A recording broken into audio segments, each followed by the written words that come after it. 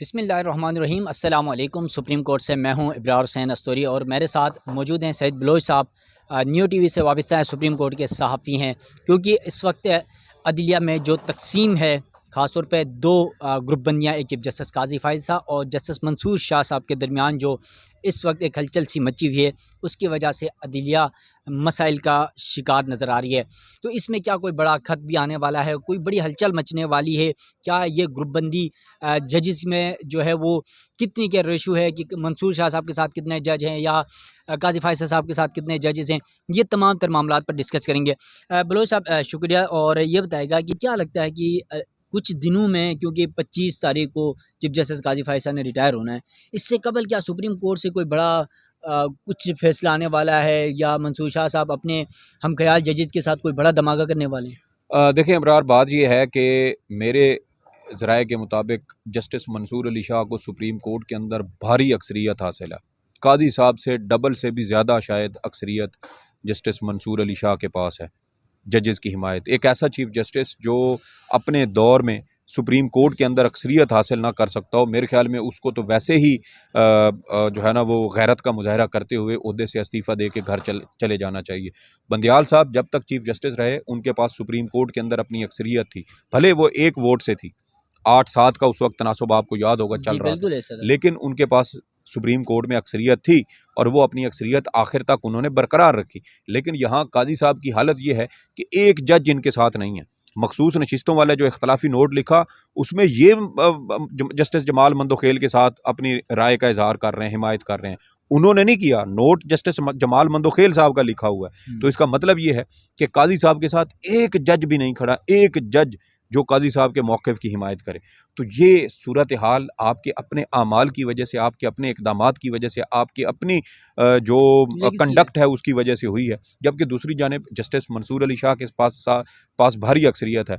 ये जो फैसलों पर अमल दरामद ना होने वाली, जैसे मैंने कहा कि ये गुज़श्ता साल ये रिवायत शुरू हुई और उस वक्त सुप्रीम कोर्ट के चंद जजेस ने, जो काजी साहब के हम ख्याल थे, उन्होंने अपने चीफ जस्टिस को कमज़ोर किया। हम उस वक्त भी कहते थे कि चीफ जस्टिस उमर अता बंदियाल की अदावत में सुप्रीम कोर्ट को कमज़ोर ना करें, क्योंकि कल को आपने भी जब इस ओहदे पर आना है तो फिर आपको भी मसाइल का सामना होगा।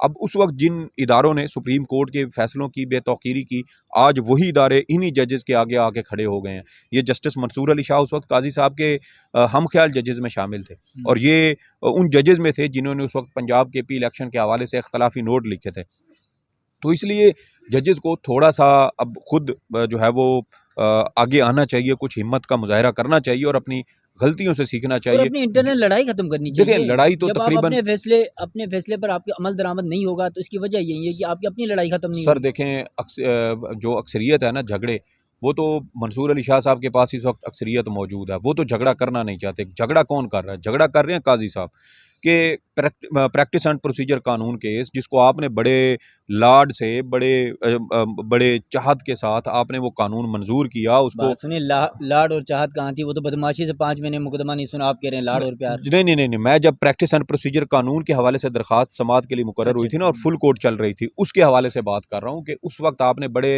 लगाव के साथ आपने कहा कि मैं अपने इख्तियारात सरेंडर करना चाहता हूँ, मैं सुप्रीम कोर्ट में जमहूरियत लाना चाहता हूँ, बादशाह नहीं बनना चाहता। मैं मास्टर ऑफ द रोस्टर नहीं बनना चाहता, मैं आमरीत ख़त्म करना चाहता हूँ। यहाँ एक शख्स के पास सारे इख्तियारात उसके पास होते हैं, वो अपनी मर्जी के मुकदमात लगाता है, अपनी मर्जी के मुकदमात नहीं लगाता।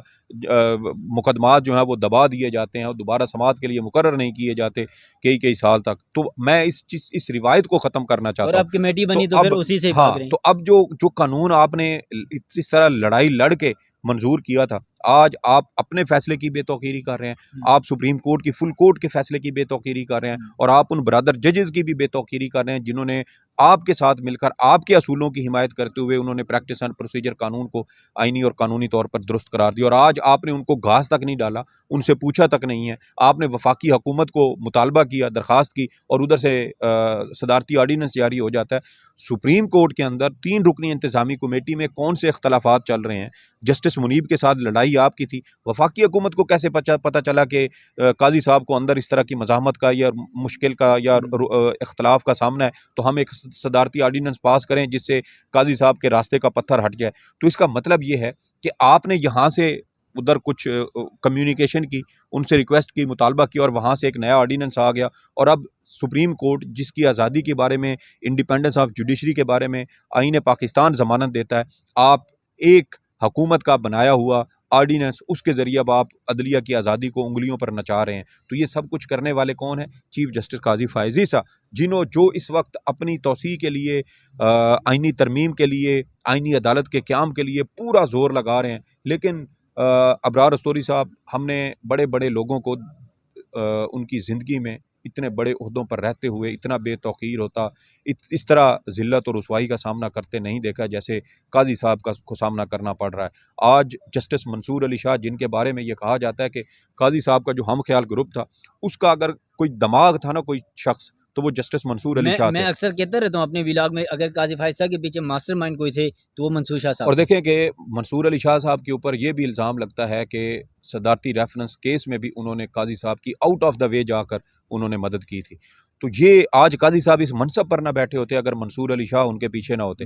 तो आज काजी साहब अपने उस दोस्त को भी आप उसकी भी जो है वो उसकी इंसल्ट कर रहे हैं, उसको बेइज्जत कर रहे हैं, और वो शख्स असूल की बुनियाद पर आपसे इख्तलाफ कर रहा है। अब सूरत हाल सुप्रीम कोर्ट के अंदर क्या बन रही है, मेरी इन्फॉर्मेशन अपना अबरार अस्तोरी साहब, ये मुझे लग रहा है कि शायद एक तो ये है कि शायद जस्टिस मंसूर अली शाह कोई और ख़त भी लिख सकते हैं, वो काजी साहब से माजरत भी कर सकते हैं कि सॉरी काजी साहब, आपने जो बातें लिखी हैं मैं इनसे इत्तफाक नहीं करता, जब तक पुरानी और असल कमेटी बहाल नहीं होती मैं 3 रुकनी इंतज़ामी कमेटी का किसी सूरत हिस्सा नहीं बनूंगा। एक तो इस तरह का एक और ख़त भी मंजर यहाँ पर आ सकता है।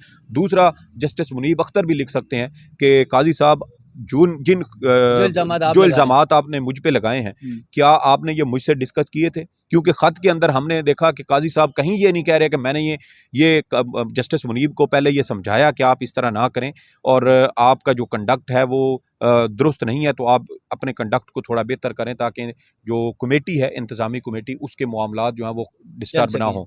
तो आपने तो ख़त में कोई ऐसा इंदिया नहीं दिया। इसका मतलब ये है कि आपने जस्टिस मुनीब को इस हवाले से बिल्कुल बाईपास किया, उनको बताया तक नहीं, और उनके ऊपर ये चार्जशीट लगा के आपने उनके ऊपर सारा मलबा डालने की कोशिश की। तो एक ख़त मुमकिन तौर पर जस्टिस मुनीब अख्तर की जानिब से भी आ सकता है कि आपने मेरे ऊपर ये फजूल किस्म के इल्ज़ामात लगाए हैं और ये मुनासिब नहीं है। या अफरीदी साहब का भी तो, या अफरीदी साहब का भी आ सकता है, इम्कान ये भी है। लेकिन इसके साथ साथ एक और बड़ा धमाका होने का भी इम्कान है, और वो बड़ा धमाका कौन सा है? वो धमाका डिस्कस हो रहा था अबरार अस्तोरी साहब, वो धमाका ये हो सकता है कि सुप्रीम कोर्ट के जस्टिस मंसूर अली शाह साहब के साथ जितने जजेस की हिमायत उनको हासिल है, वो इन तमाम जजेस के साथ मिलकर एक ऐसा भारी भरकम ख़त भी लिख सकते हैं जिससे काजी साहब से ये मुतालबा किया जाए कि प्रैक्टिस एंड प्रोसीजर कानून के तहत सुप्रीम कोर्ट के रूल्स अमेंड किए जाएँ। और वो रूल्स अमेंड करने के लिए ज़रूरी है कि आप फुल कोर्ट इंतज़ामी इजलास जो है ना, फुल कोर्ट का वो बुलाएं। काजी साहब, आपको पता है जब पहला इनका वो फुल कोर्ट बनी थी, तो उससे पहले एक सुप्रीम कोर्ट का इंतज़ामी फुल कोर्ट इजलास हुआ था, जिसका काजी साहब बड़ा क्रेडिट भी लेते हैं कि मैंने 4 साल के बाद सुप्रीम कोर्ट का इंतज़ामी फुल कोर्ट इजलास बुलाया था। तो जब आप उस वक्त क्रेडिट लेते थे, तो आप अब भी क्रेडिट लें, अब भी आप फुल कोर्ट इजलास बुलाएं, और जो प्रैक्टिस एंड प्रोसीजर कानून है उसके तहत आप इंतज़ामी तौर पे अपने रूल्स में तरामीम करें, ताकि कोई ऑर्डिनेंस के ज़रिए कोई हुकूमत सुप्रीम कोर्ट को कंट्रोल ना कर सके। तो ये अगर इस तरह की चीज़ें जो है वो जजेस लिख देते हैं, और उसके ऊपर 13, 14 या 15 जजेस, जो मेरे ख्याल में 13 से 15 मुमकिन तौर पे जजेस हैं जो जिनकी हिमायत मैंने जो अपना रेशो निकाला है 12 निकाला है, 12 और 7 का। देखें, आपकी एक कैलकुलेशन हो सकती है, लेकिन मेरी कैलकुलेशन ये है कि मुमकिन तौर पे 13 से 15 जजेस जस्टिस मंसूर अली शाह के साथ खड़े नजर आते हैं। और अगर ये इतनी बड़ी तादाद में जजेस अपने दस्तखतों के साथ एक ख़त लिख दें और उसमें काजी साहब से मुतालबा करें कि चीफ जस्टिस साहब, सुप्रीम कोर्ट का फौरी तौर पर इंतज़ामी फुल कोर्ट इजलास बुलाया जाए, और ये मुतालबा कोई फिर मामूली नहीं होगा, उस ख़त के अंदर फिर और भी बहुत सारी बातें होंगी और काजी साहब के लिए मज़ीद मुश्किलात बढ़ सकती हैं। सितंबर से जिस तब्दीली का आगाज़ हो चुका है, अक्टूबर में वो तब्दीली हल्की आंच पर मज़ीद हमें पकती हुई दिखाई दे रही है, और काजी साहब जो अज़ाइम लेकर बैठे हैं, मेरे ख्याल में ये सारे अज़ाइम, ये सारी ख्वाहिशात वो दिल में लिए रिटायर हो जाएंगे। चलें, थैंक यू सैयद बलोच साहब ने बड़ी तफसील आपके सामने रख दी है। यकीनन सितंबर चल रहा है और जो अक्टूबर की बात हो रही है, देखते हैं कि अक्टूबर की जो हलचल होगी, क्योंकि 25 अक्टूबर सैयद बलोच साहब ने असल बताया नहीं, 25 अक्टूबर काजी फ़ैसल साहब की रिटायरमेंट का दिन है। और अबरार अस्तोरी साहब, देखें, ये बहुत बड़ा एक सरप्राइजिंग मूव था कि जस्टिस मंसूर अली शाह काजी साहब से इस तरह असूली इख्तलाफ करते हुए 3 रुकनी इंतज़ामी कमेटी से अलग हो चुके हैं। ये काजी साहब के लिए भी बड़ा शॉकिंग था कि मंसूर अली शाह साहब इस तरह का कोई सख्त मौक़िफ़ इख्तियार कर सकते हैं। तो ये अभी सरप्राइज़ का आगाज़ हुआ है, अभी और भी बड़े सरप्राइज़ पार्टी तो अभी शुरू हुई है। जी जी, चलें देखते हैं, ये पार्टी अभी शुरू हुई है और ये इस पार्टी का इख्तिताम कहाँ पर होता है। सुप्रीम कोर्ट से मुझे और सईद बलोच को दीजिएगा इजाज़त। अल्लाह हाफ़िज़।